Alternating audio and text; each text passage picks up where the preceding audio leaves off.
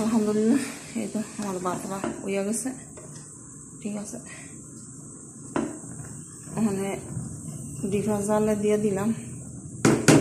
আর ধরেন হ্যাঁ তরকারিটাও একেবারে আধা ঘন্টা 20 মিনিট না 10 মিনিট দিব, যাতে মাছ মুখ সব দিয়া লাইছি। ঠিক আছে,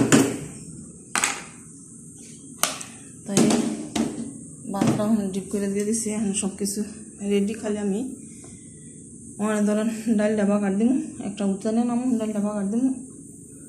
আর হ্যাঁ তরকারিটা দেন চুলার কি অবস্থা হয়েছে, চুলার আজকে 12টা বাজছে। মানে যেদিন কই কোনো কাম নাই সেদিন আর আমার বেশি কাম। ঠিক আছে, কইছি তেমন একটা কাজ নাই, আজকে আরো বেশি কাজ। আবার অবশ্যই নিয়ত করছি যে আজকে কিছু রান্তাম না।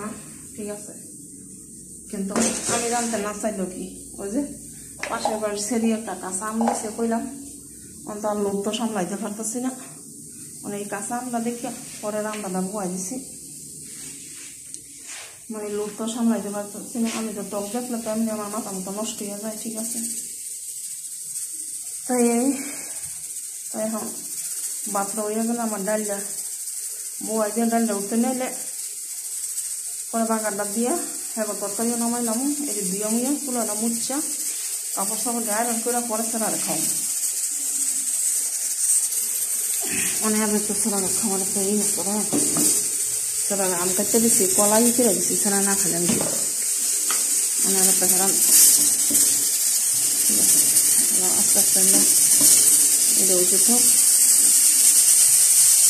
বাতরা উইলে দেখা গেছে কি বাতরা উইলে একটা টেনশন মুক্ত। আর সবার কাছে একটা রিকোয়েস্ট, সবাই আমার লাগে দোয়া করবেন যাতে এই প্রবাসের মাঝে যে আমার শত্রু যা আছে, আমার শত্রু আল্লাহ এই প্রবাসে সুস্থ রাখে, শান্তি রাখে। ঠিক আছে, মানে বিশেষ করে মাথা ব্যথা আর দাঁত ব্যথা। ঠিক আছে, আল্লাহ মাথাটা সুস্থ রাখে এই প্রবাস লাগবে। ঠিক আছে, আর যদি আল্লাহ মৃত্যু দেয় প্রতিটা প্রবাসীরা, প্রতিটা ভাই বোনে দেয়। ঠিক আছে, আল্লাহকে মা বহনীয় মৃত্যু দেয়। আল্লাহর কাছে আমার তৈরি করছে। ঠিক আছে, যদি আল্লাহ মানে আল্লাহ কিন্তু আমার নিজের হাতে সৃষ্টি করেছে, হ্যাঁ আল্লাহর কাছে আমার এই একটাই খাওয়া।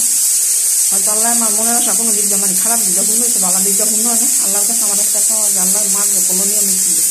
সবাই ভালো থাকবে না।